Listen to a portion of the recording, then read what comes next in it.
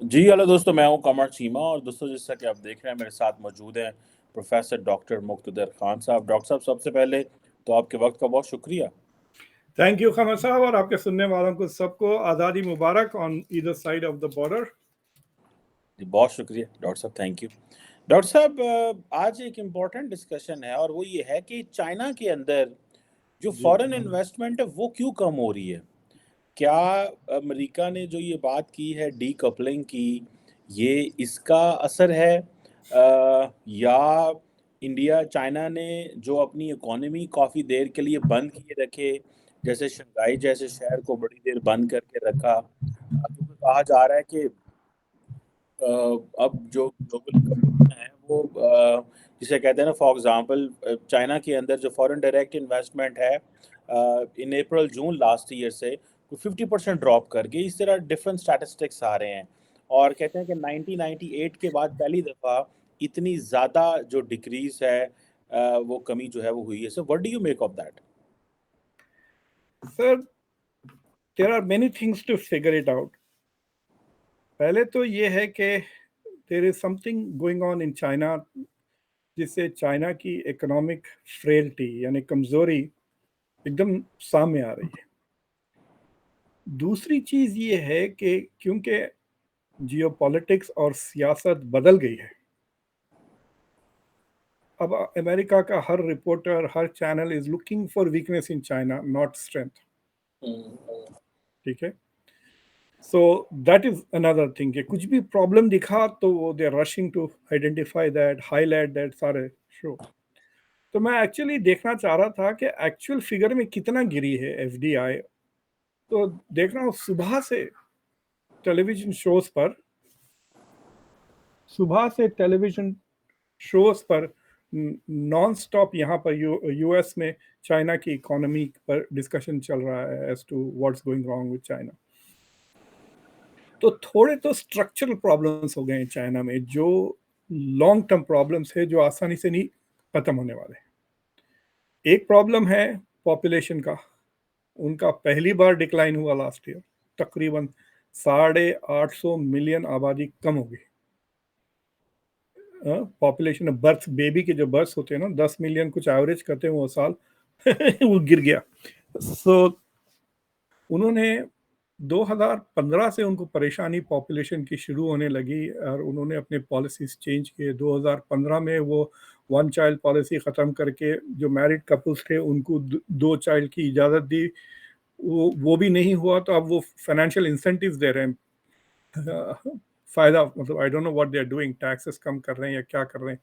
जो married couples who are having 2 children अब 2021 के बाद वो 3 इंकरेज कर रहे हैं कि 3 बच्चे करें। प्रॉब्लम बच्चे ज़्यादा करने का प्रॉब्लम ये है कि आपको जगह ज़्यादा चाहिए। ठीक है। सो फॉर एग्जांपल मैं अमेरिका में रहता हूँ, अगर आप 2 बच्चों की फैमिली है तो you need a 4 bedroom house. ठीक है। अगर तीसरा बच्चा, अब यूजुअली लोग क्या कहते हैं, दो लड़कियां हुई तो दोनों लड़कियों को एक बेडरूम में ढकेल देते हैं, या दो लड़के हुए तो दोनों को एक में ढकेल, लेकिन after little while they need, खासतौर से लड़कियां नीड सेपरेट रूम। सो अगर आप 3 बच्चे करें तो you need a 5 bedroom house.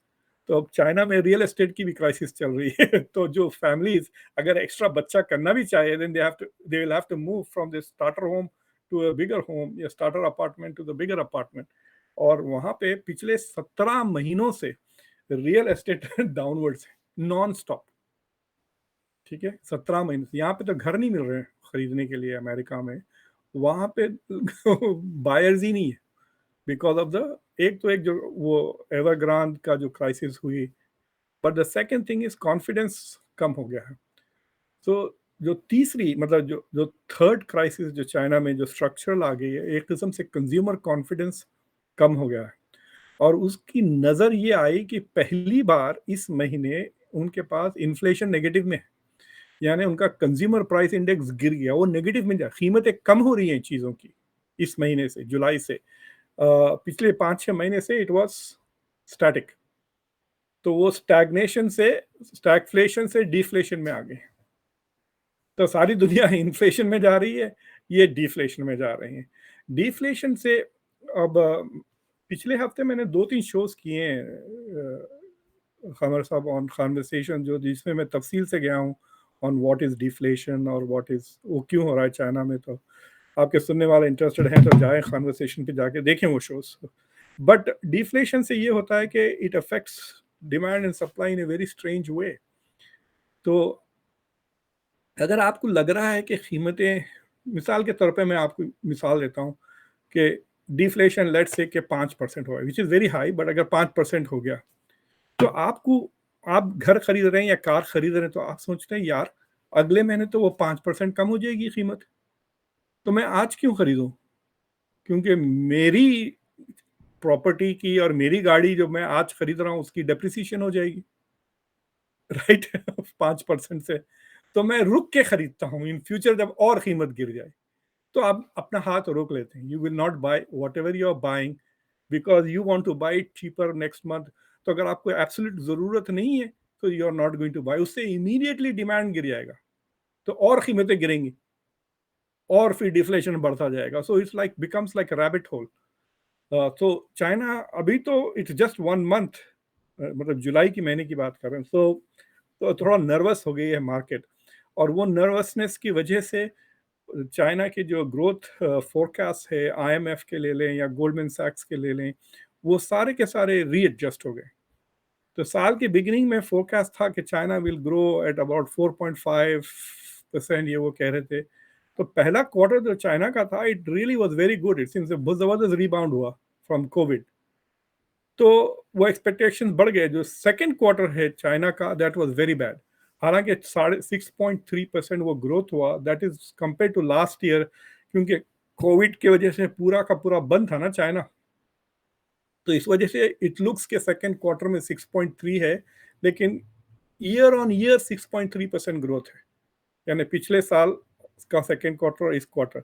लेकिन क्वार्टर टू क्वार्टर अगर आप देखें तो 0.8% ग्रोथ है, which is not very good.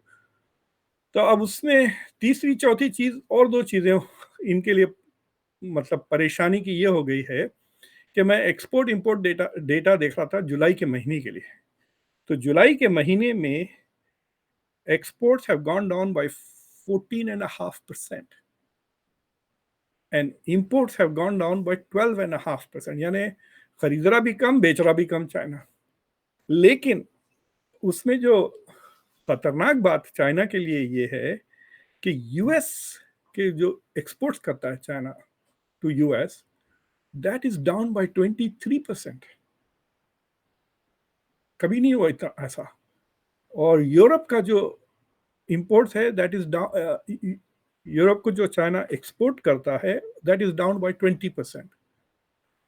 तो मैं अपने शो पे सवाल ये किया कि इज दिस जियोपॉलिटिक्स और ग्लोबल इकोनॉमी, क्या ये इकोनॉमी की वजह से गिर रहा है या ये डीलिंकिंग और डी रिस्किंग की जो स्ट्रैटेजीज है उसके वजह से ये हो रहा है। We can not predict, but very clear लग रहा है कि American companies are trying to avoid China. तो पिछले साल चाइना ने बहुत ही अजीब अजीब पॉलिसीज किए कोविड को लेकर। जो सारी दुनिया रिकवर हो गई, इन्होंने फुल टाइम बंद रखा, काफी इतना तंग कि हद ही हो गई। एक एक महीना आपको जाके you had to stay in quarantine, like it was like a stupid thing. मुझे कभी कभी ऐसा लगता है कि अर्दोगान की छांव पड़ गई है जी जिनपिंग पर, क्वाइट स्टूपिड पॉलिसीज थे। उसके बाद जो फॉरेन फर्म्स पे, क्योंकि America is getting tight on Chinese जो कॉर्पोरेट एस्पिनाश होता है, तो उन्होंने फॉरेन फर्म्स को तंग करना शुरू कर दिया। तो foreign firms now, specially American firms और यूरोपियन फर्म्स, अब रिलक्टेंट है to go and do foreign direct investment. अगर उनको पता चल गया कि ये चाइनीज हमको तंग करेंगे, आर्बिट्ररी कोई रूल नहीं है, we don't know what to follow and then they are harassing us, then they are becoming reluctant. और अगर दूसरे कंट्रीज उनको कुछ इंसेंटिव दे देते हैं, राइट, जैसा कि वियतनाम, इंडिया और others, then they are thinking ठीक है maybe let's think about it, right. तो दो चीजें हो सकती हैं, या तो वो कहीं और इन्वेस्ट कर रहे हैं या वो अपना हाथ रोक लिए हैं। तो that is where the foreign direct, so exports नीचे जा रहे हैं जुलाई में, इंपोर्ट्स नीचे जा रहे हैं, फॉरेन डायरेक्ट इन्वेस्टमेंट नीचे जा रहा है, और कॉस्ट और प्राइसेस यानी डिफ्लेशन हो गया है। और आपको मैं जो स्ट्रक्चरल चीजें जो बता रहा था इसके बैकग्राउंड में, कि China has now become the country with the biggest debt. वो अमेरिका से आगे हो गया। अमेरिका का जो डेट है वो कुछ 23 ट्रिलियन डॉलर है। चाइना का डेट उससे ज्यादा हो गया है, और चाइना की economy is not of the same size as the US. उसका 70-80% है, but it debt is more than the US. लेकिन उनका डेट इंटरनल है, और वो डेट बड़ा मतलब जो चाइनीज स्टेट गवर्नमेंट्स होती है ना, लोकल गवर्नमेंट, स्टेट शहर की गवर्नमेंट, स्टेट की इन्होंने कॉरपोरेशन वगैरह से, खासतौर से रियल एस्टेट के धंधों में, धांधलियों में इन्होंने बोरो किए हुए पैसे हैं। सो दैट अब वो स्टेट के पास अगर कर्जा बढ़ गया है तो उनकी कर्जा लेने की काबिलियत कम हो जाती है, और and then they can't give incentives. So for example, if Shanghai is competing with Beijing, let's say कि Amazon कहता है कि मैं अब $100 बिलियन इन्वेस्ट करना चाहता हूँ चाइना में। हमारे पास पिछले 2 साल पहले Amazon अनाउंस कि they are going to do a new headquarters। तो इतना यहाँ पे कंपटीशन हुआ कि भाई ये ले ले, तू जमीन फ्री ले ले, 10 साल बगैर टैक्स के ले ले, ये ले ले, वो ले ले, ले मेरी माँ को भी ले ले। इस तरह उसको दे रहे थे अमेजोन को कुछ भी ये ले ले सब। जो फाइनली उन्होंने न्यूयॉर्क और शायद नेब्रास्का में 2 ऑफिसेस खोली हूँ। So what is, but the states जब इस तरह के इंसेंटिव्स देते हैं कॉर्पोरेशंस को, they borrow money to do that sometimes. ठीक है, तो वो कैपेसिटी भी नहीं है चाइनीज स्टेट्स में to borrow money to attract investment. तो अब ओवर द वीकेंड उन्होंने एक 24 पॉइंट का प्लान डिक्लेयर किया है to attract corporations. Basically Chinese government is saying कि भाई वी विल बिहेव, हम आपको तंग वंग नहीं करेंगे। पाकिस्तान में वो जो इमरान खान के फॉलोअर्स का क्या नाम है, क्या कहते हैं आप लोग उनको, यूथियास। यूथिया। तो उसका चाइनीज वर्जन है, आप समझ जाएं हाउ टू से दैट। तो जो चाइनीज के यूथियास हैं, they are advising Xi Jinping, या Xi Jinping is making this policies. और उससे हट के ऊपर से ना, क्या कहते हैं वो, जियोपॉलिटिकल जो अग्रेसिव चीजें हो रही हैं, वो क्या वुल्फ पॉलिसी कहते हैं, डिप्लोमेसी, वो wolf warrior diplomacy, wolf wolf warrior. Warrior diplomacy. एक महीने में हवा टाइट हो गई है चाइना की। राइट। वो कहते हैं ना कि अब आया ऊंट पहाड़ के नीचे वाली बात हो गई है। जस्ट एक महीने के डेटा पे वो उतना ऊपर की 2 चीजें की है चाइना ने इस वीकेंड पर। एक, इंटरेस्ट रेट्स गिराए, यानी central bank is worried, right. और अगर सेंट्रल बैंक इज वरीड, देखिए चाइना के सेंट्रल बैंक से बेहतर कोई नहीं जानता चाइना की इकोनॉमिक रियलिटी। तो वो एक महीने में क्यों घबरा रहे हैं? Why are they waiting to see what happens in August, right? So they are nervous, which means that things are worse than what you and I know. तो इसलिए the central bank is acting so decisively. एक वो 24 points किया है कि foreign direct investments को attract कर। But the point is कि अगर हम सिर्फ चाइना को देखें तो जरूर ऐसा लग रहा है कि चाइना की इकोनॉमी लड़खड़ा रही है, but the global foreign direct investments are down globally. Europe में भी डाउन है, हर जगह डाउन है, इंडिया में भी डाउन है। तो जो लोग कह रहे हैं अरे चाइना में डाउन हो रहे हैं इसलिए कि वो पैसा इंडिया जा रहा है, नहीं, इंडिया नहीं जा रहा है, वो जा ही नहीं रहा है कहीं। So the investments are down. US में और अब मेक्सिको सबसे ज्यादा गेन किया है पिछले इस साल। 22 सबसे ज्यादा investment, foreign direct investments Mexico को गए हैं। सो आपको पता है थोड़े दिन पहले हम लोग एक लफ्ज यूज कर रहे थे कि globalisation will be replaced by slowbalisation. So the global economy के जो लॉन्ग टर्म फोरकास्ट हैं वो ये हैं कि the global economy is now not going to grow at the pace जो पहले वो ग्रो करती थी, 1.5-2% कह रहे हैं। तो देखिए China is such a big part of it. China, US, अब इंडिया वगैरह 4-5 यूरोप को ले लें, अगर एक भी एलिमेंट की ग्रोथ बढ़ गई तो ग्लोबल इकोनॉमी बढ़ जाएगी या कम हो जाएगी। So if the global economy is going to slow down, क्योंकि एक किस्म से सप्लाई चेन की रिस्ट्रक्चरिंग भी हो रही है ना। इट्स लाइक सेइंग कि आप घर का फर्नीचर चेंज कर रहे हैं, मूव कर रहे हैं अराउंड, तो कंस्ट्रक्शन में थोड़ा रोकना पड़ेगा। You can't be doing both at the same time. So I think जो रिस्ट्रक्चरिंग चल रही है ऑफ बेसिकली सप्लाई चेन्स का, उसके वजह से भी I think you are going to see in the next 4-5 years the global economy slow down. पिछले एक हफ्ते से एक एक फ्लरी ऑफ डिप्लोमेटिक चीजें हुई हैं। सुनने में आया है कि कई अमेरिकन ब्यूरोक्रेट्स की चाइना के साथ काफ़ी मुलाकातें हुई हैं, डम्पलिंग्स और चाय, कॉफ़ी, डोनट्स काफ़ी कंज़्यूम हुए हैं ओवर द लास्ट।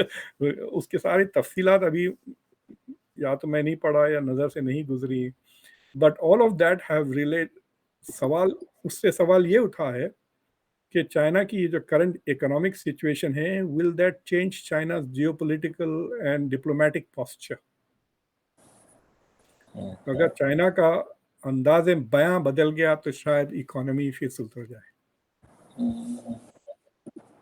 बिल्कुल ठीक। अच्छा डॉक्टर साहब, 2 वो सवाल जो आपसे। पॉपुलेशन का जो प्रॉब्लम है ना चाइना का, that's a long term problem. China, मैं फोरकास्ट देख रहा था पॉपुलेशन की, India is expected to stabilise at 1.66 billion, hmm, और चाइना जब इंडिया 1.66 के करीब जाएगा, चाइना 800 हो जाएगा, यानी आधा, half of India. India will be like to China in terms of population. और अगर ये जो करंट जनरेशन है, बुढ़ा जनरेशन है ना चाइना का, अनलाइक इंडिया जो यंग है, तो अगर वो बुढ़े धड़ धड़ से मर गए एक 2-4 साल में बहुत सारे बुढ़े अगर मर गए, तो suddenly there will be very small population, इसलिए वो 800 पे हो जाएगा and they will not have skill. तो मेरे ख्याल से this is good for Pakistan in one sense कि आपके पास तो करोड़ों बंदे एक्स्ट्रा पड़े हुए हैं। भिजा दें उनको चाइना, एक आध 100 मिलियन को। करोड़ों, वाक़ई हाँ, करोड़ों पड़े हुए हैं, करोड़ों लिटरली पड़े हुए हैं। आई हाँ। थिंक व्हाट आई रिकमेंड कि बचपन से चाइनीज पढ़ाना शुरू करें। पढ़ाई जा रही है इस वक़्त बहुत सारे पाकिस्तानी स्कूलों में, लेकिन डॉक्टर साहब मुझे ऐसा लगता है कि मैं जस्ट एक इनपुट दे दूँ यहाँ पे कि जी, लार्जली ये जो कल्चरल डिफरेंस है ना, स्टेट लेवल पे तो बड़े अच्छे ताल्लुकात हैं, लेकिन नीचे अवाम के कोई ताल्लुकात नहीं है। लोग डरते हैं वहाँ जाते हुए, इतना बड़ा चाइना है, ज़ुबान नहीं आती, पता नहीं है, उस तरफ फैमिलीज़ नहीं है। शायद कुछ तब्दीलियाँ आ रही हैं पिछले 10-12 साल में, लेकिन 14 साल में, लेकिन बड़ा डिफ़िकल्ट होता है उनसे एंगेज करना। सो लार्जली लोग, मैं क्योंकि बिज़नेसमैन से मिला हूँ, एक तबका तो जो है वो खुश है कि वहाँ से चीज़ें आ रही हैं सस्ती, लेकिन एक तबका जो है वो खुश भी नहीं है। ख़ैर एनी हाउ। मेरे 1-2 दोस्त थे, और चाइनीज़ रेसिस्ट भी बहुत होते हैं। हुँ। तो वो अपने आप को गोरा समझते हैं। They think they are white. Hmm. और मुझे तो मेरी शक्ल पे कहा एक चाइनीज़ ने, तो मैं बोला यार पहले तो मेरे बाजू आ जाओ, I am fair than you are.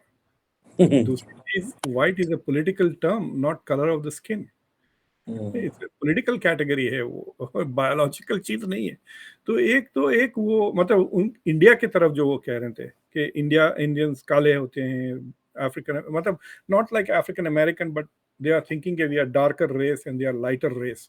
और दूसरी चीज़ उन्होंने मुझसे वो काफ़ी झगड़ा हुआ मेरा उसके साथ, और वो पढ़ा लिखा बंदा, ही इज़ अ जज इन द यूएस, ये बंदा जिससे मैं झगड़ा किया।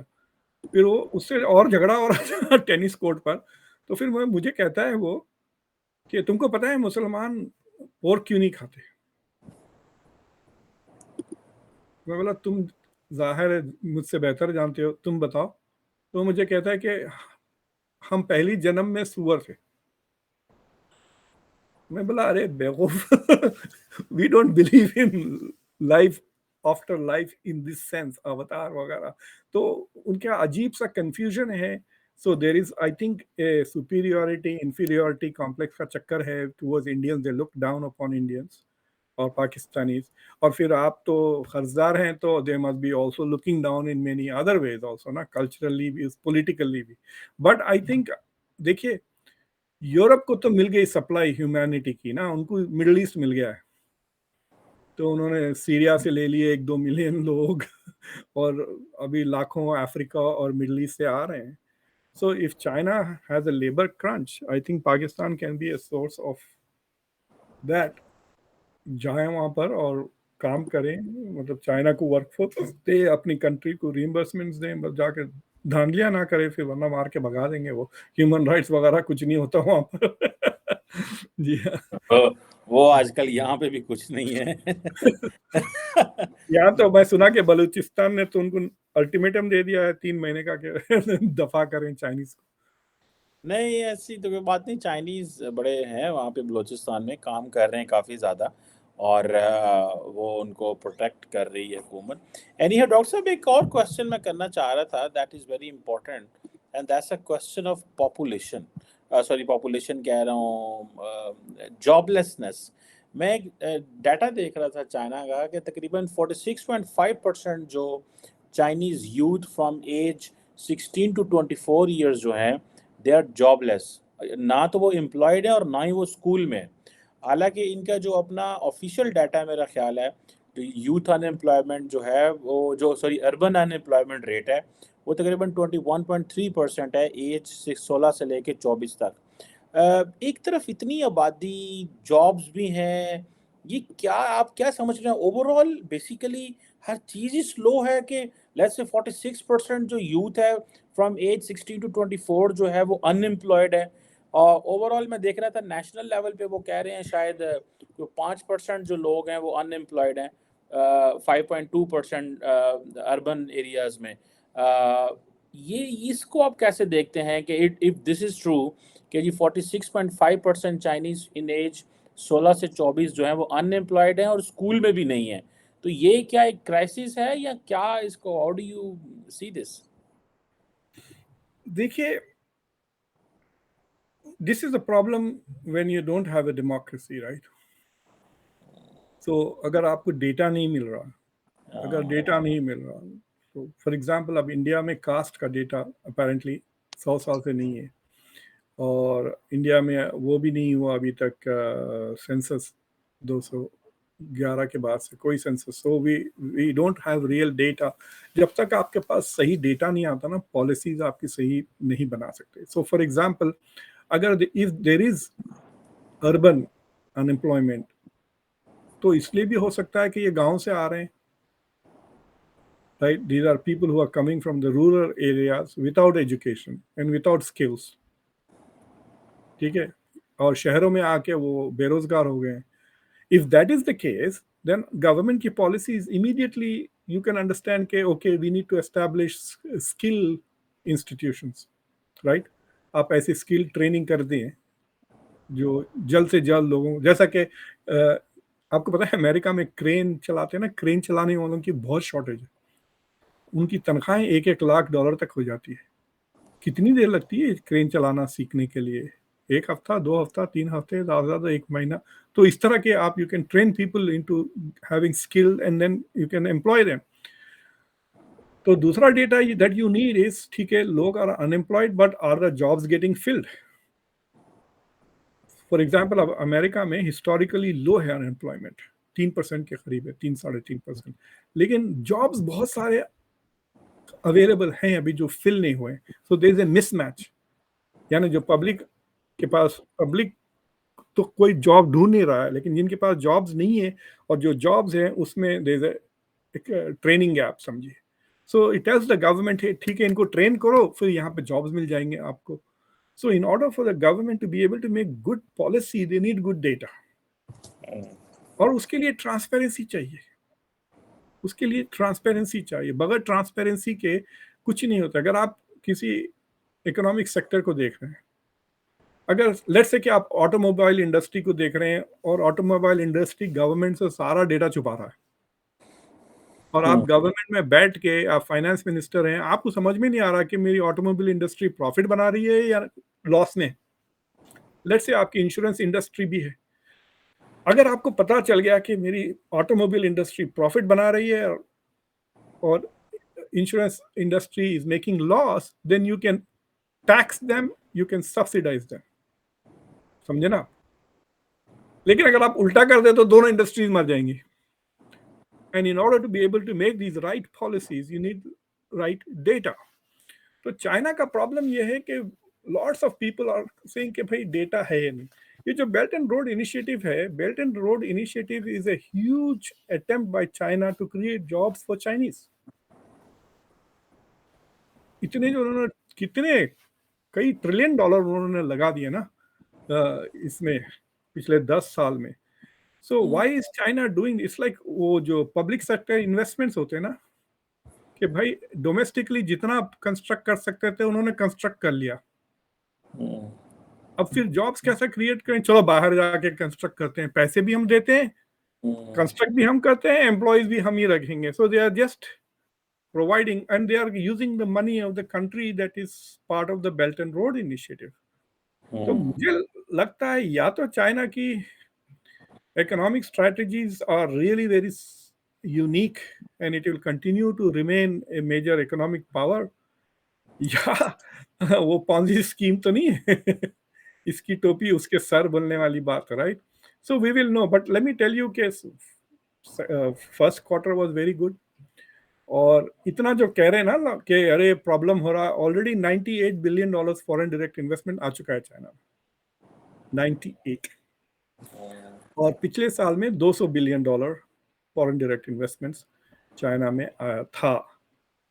तो अगर पहले 6 महीने में 98 पहुंचे, 92 पहुंचे और जुलाई को मिलाकर 98, सो जो डिक्लाइन हुआ है in foreign direct investment is like 2 to 3% सिर्फ। अब वो अमाउंट में तो आपको लगेगा $2-3 बिलियन का, but is it something for us to worry, या it is just given us some talking points मिल गए हैं शोज के लिए? ये सवाल है। तो आई थिंक पूरा जो पिक्चर हमको ना मार्च नेक्स्ट ईयर में पता चलेगा, जब हम पूरा 2023 का पूरा साल देख सके ना, कि ये कोविड से कितना रिकवर हुआ, कितना ग्रोथ हुई, कितना फॉरेन डायरेक्ट इन्वेस्टमेंट आया, domestic trade, international trade, import export, ये सारी चीज़ें पता चलेगी। ऑलरेडी उनके ऊपर जो रेस्ट्रिक्शंस लगे हुए हैं on high tech imports from the US, उसका क्या असर हो रहा है। और आप शायद एक नई ट्रेंड शुरू हो रही है जिस पे हम at some point I want to do a show, लेकिन मुझे वो डेटा अभी नहीं मिल रहा है, but manufacturing is coming back to the US। Yes, तो जो यूएस को जो मैन्युफैक्चरिंग आ रही है, तो अगर मुझसे पूछें मुख्तदर, if you invest in the US you will get 3% return, if you invest in China you will get 5% return, I would rather invest in the US, unless you say कि भाई यूएस में invest करो आपको 3% मिलेंगे, China में invest करो आपको 30% मिलेंगे, then I will take the risk ना 1-2% के लिए मैं क्यों जाऊँ वहाँ पर, इन्वेस्टमेंट यही करूँगा।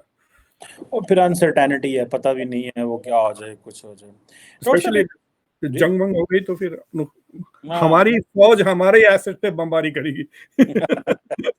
Can you imagine? Hey, you can't bomb Shanghai airport. I have some money in it. मेरा मेरा रिटायरमेंट पैसे पैसे लगे। हाँ, रिटायरमेंट के पैसे वो भी। डॉक्टर साहब एक आखिरी क्वेश्चन, जी अकॉर्डिंग टू दी ये जो एफडीआई इंडिया की बात है, मैं देख रहा था कि इंडिया में पिछले 23 साल का ये फिगर्स हैं कि तकरीबन $919 बिलियन आए हैं एज एन एफडीआई फ्लो, जिसमें वो कहते हैं कि तकरीबन जो जो क्या से बोलते हैं जो 2014 के बाद का डाटा है वो तकरीबन $595 बिलियन जो है आए हैं। उससे पिछला जो है वो बाकी पिछली कुछ 70 के करीब एवरेज कर रही है इंडिया पर ईयर। जी, बल्कि इस साल भी, इसी साल 2022-23 में भी $71 बिलियन के करीब एफडीआई है। ये बहुत बड़ा पैसा है as a foreign direct investment.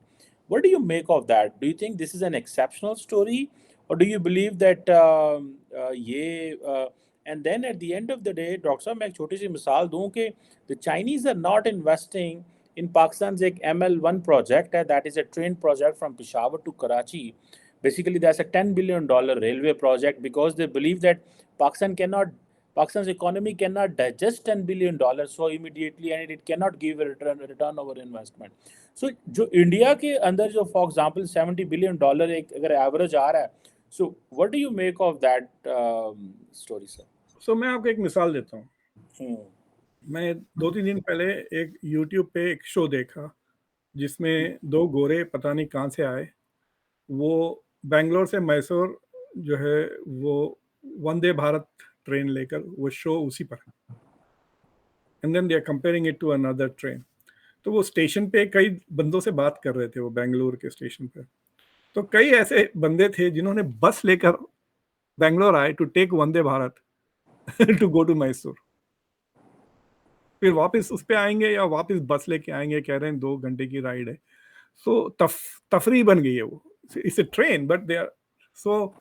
अब उस तरह के अगर आप इन्वेस्ट करें तो रिटर्न ऑन इन्वेस्टमेंट तो फटाफट आएगा ना, अगर आपके पब्लिक के पास, कंज्यूमर के पास पैसे हैं खर्च करने के लिए। इंडिया के पास जो साइज ऑफ इंडिया का मिडिल क्लास है, it is probably the fifth six biggest country in the world. अगर 150 मिलियन भी, अगर इंडिया का 10% भी मिडिल क्लास है, तो you're looking at 150 million people. 150 million will be in the top 10 countries in the world. तो सोचिए आप कि 150 मिलियन लोग हैं आपके पास जिनके पास काफी पैसा है, आईपीएल के मैचेस को देखते। आईपीएल के टिकट देखे हैं आपने? 15 गुना हो गए, 15 टाइम्स। वो भर जाएगा स्टेडियम देखना। होटलों के किराए कई गुना बढ़ गए हैं, 10-15 गुना। यानी जो कमरा आपको $50 में मिलता था, वो आपको $500 में मिल रहा है। And public has the money to pay for it. And not only that, India की डायस्पोरा जो है वो तकरीबन 20 मिलियन की है। उसमें से कई लाखों लोग वापस आ रहे हैं खाली क्रिकेट देखने के लिए या फिर दूसरे फेस्टिवल्स मनाने के लिए। So there is a lot of disposable income among middle class people. So return on investments are easier. So that is why I think वो हो रहा है। अभी तो एंटरटेनमेंट में भी इन्वेस्ट किया जा सकता है भाई, इंडिया के फिल्मों में भी, इंडिया के दूसरे मूवी थिएटर्स वगैरह में। I don't know where, I have not looked at the fine print के सर्विस सेक्टर में इन्वेस्टमेंट्स हो रहे हैं या पब्लिक मैन्युफैक्चरिंग में हो रहे हैं या नहीं हो रहे हैं। अलबत्ता मैं किसी से बात कर रहा था अभी शो पर, उन्होंने बता रहे थे कि मुझे कि Ford has already left India, शायद वोक्सवैगन भी India. So car manufacturers have, जो आए थे India, they have gone away, लेकिन फिर ईवी के लिए वापस आ रहे हैं। So there are new things. India is become one of the biggest consumers of solar. तो because there is a market, अगर आप सोलर सेल्स बनाने में इन्वेस्ट करें तो इंडिया में ही बिक जाएंगे लाखों करोड़ों की ना।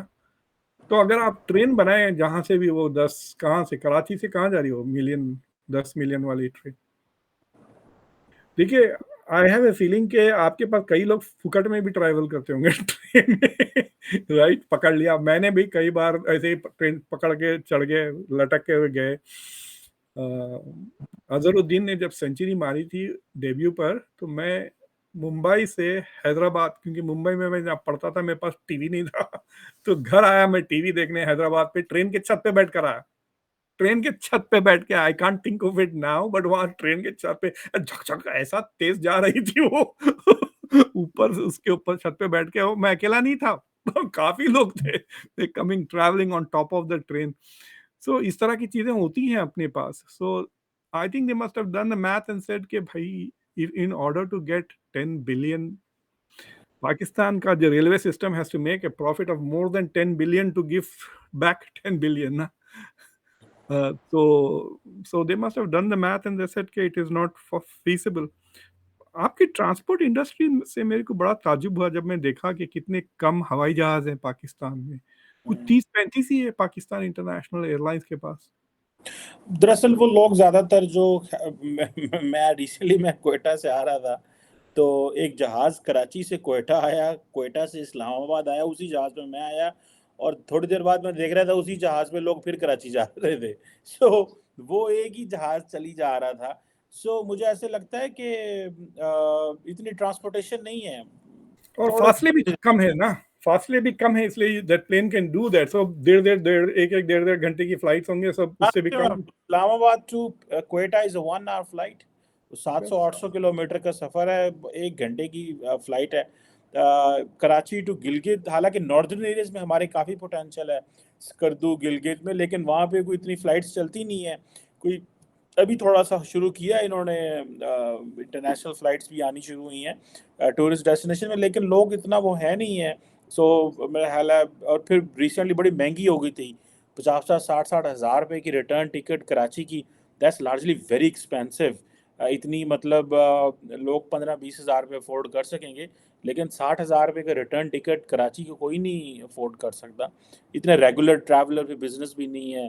तो ये चीज़ें हैं। बिल्कुल। तो अगर फॉरेन डायरेक्ट इन्वेस्टमेंट आए तो करेंगे, तो कहाँ करेंगे वो? माइनिंग वगैरह में कोई नेचुरल रिसोर्सेस हैं? नहीं, माइनिंग नेचुरल रिसोर्सेज में तो अभी Arabs they are putting lot of money. अभी रिसेंटली एक यहाँ मिनरल्स कॉन्फ्रेंस भी हुई है जिसमें काफ़ी लोग आए हैं। अभी मेरा ख्याल है फौज इसमें बड़ा एक्टिव रोल प्ले कर रही है। तो 26-28 अरब डॉलर की इन्वेस्टमेंट्स जो हैं they are expecting in coming few years in in in all these sectors, जिसमें एग्रीकल्चर और मिनरल्स और इन चीज़ों में। बाकी ट्रांसपोर्टेशन नेट जो हमारी है बिल्कुल आउटडेटेड है। अभी रिसेंटली एक हादसा हुआ, 70-80 बंदे मर गए, that was because they are not investing. The Chinese जो है वो बस वो डर रहे हैं बिकॉज उनका पहला पैसा फंस गया हुआ है। सो वो चाइना में आपको पता है कि इट्स नॉट अबाउट, वो कहते हैं पैसा भी बहुत है, बैंक भी देना चाहते हैं, इन्वेस्टर भी लगाना चाहता है, लेकिन चाइना में the most important thing is the insurance. जो पैसे को कहती है कि लगाओ या वो जो ओके करती है, वो नहीं मानती कि पाकिस्तान में पैसा लगाया जाए। This is what they tell, because Pakistan के रिटर्न का जो स्टाइल है वो ठीक नहीं है। हम समझते हैं, हमें पड़ी आदत अमेरिकन की कि जो आया साढ़ा ही हमारे ही है, ठीक है। तो ये चाइनीज है, ये बड़ा हिसाब रखते हैं, एक एक रुपए का हिसाब रखते हैं। सो वो चीज़ नहीं है। सो इसलिए इंफ्रास्ट्रक्चर ट्रांसफॉर्मेशन ऑन ट्रेन तो वाकई होने की ज़रूरत है। ये सारा डॉक्टर साहब ब्रिटिश एरा का स्ट्रक्चर खड़ा हुआ है, कुछ नया एक एक किलोमीटर भी नया नहीं डाला इन्होंने। सो उस पर काम तो बहुत होने वाला रहता है, लेकिन आप लोगों के लिए एक सजेशन, हम्म, ये सारा का सारा 4-5 साल में सॉल्व हो सकता है। हम्म, अदानी को दे दें आप honorary citizenship.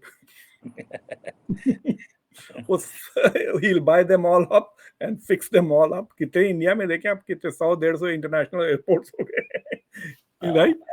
It is not a, they will find a way to make money। See,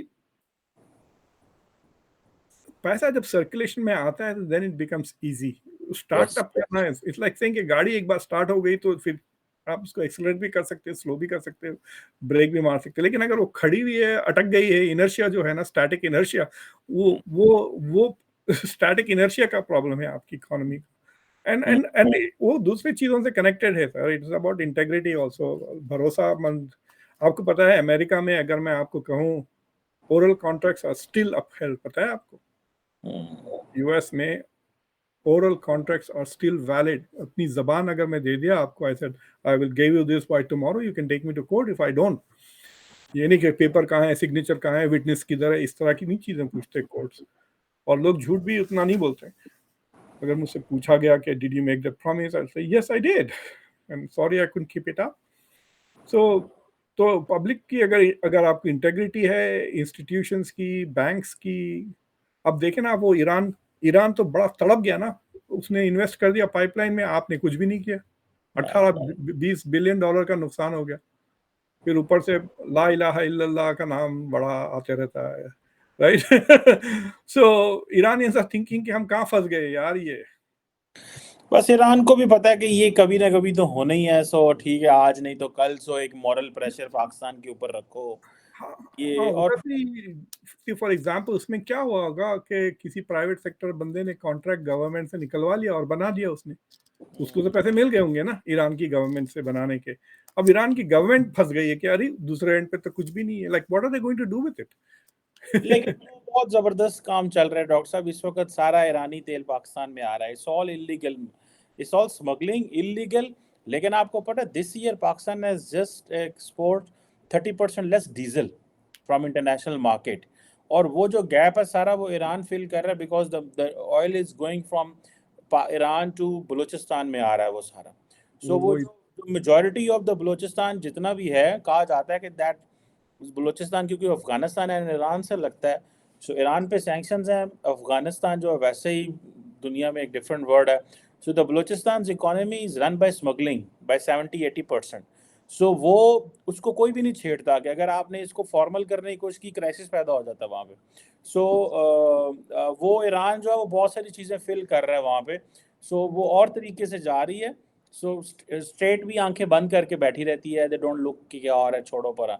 at least लोगों का कारोबार चल रहा है, बिजनेस चल रहा है, हम किन चक्करों में पड़े रहेंगे। हमें तो अमेरिका ने ओके नहीं करना कि आप ईरान से तेल लो। सो ऐसे आता है तो ऐसे ही आने दो। So recently I felt it के इस तरह की चीज़ें चल रही हैं, बट लेट्स सी। मेरा ख्याल है अभी फॉरेन मिनिस्टर ईरान का पाकिस्तान आया हुआ था, लेकिन हमने नो कह दिया। सो मेरा ख्याल है कुछ अरसे तक अगर JCPOA joint comprehensive plan of action ये सारा कुछ चलता है, जो कि बाइडेन एडमिनिस्ट्रेशन में लगता तो नहीं है, क्योंकि इनका टाइम ऑलमोस्ट कंप्लीट हो गया। नहीं, तो अभी तो झगड़ा भी हो सकता है, there could be a mini war on the seas ना। हाँ, द सही कह रहे हैं। Anyhow, thank you very much, Professor Dr. Thank Mukhtar Ansab. It was a pleasure. Thank you very much sir, bye.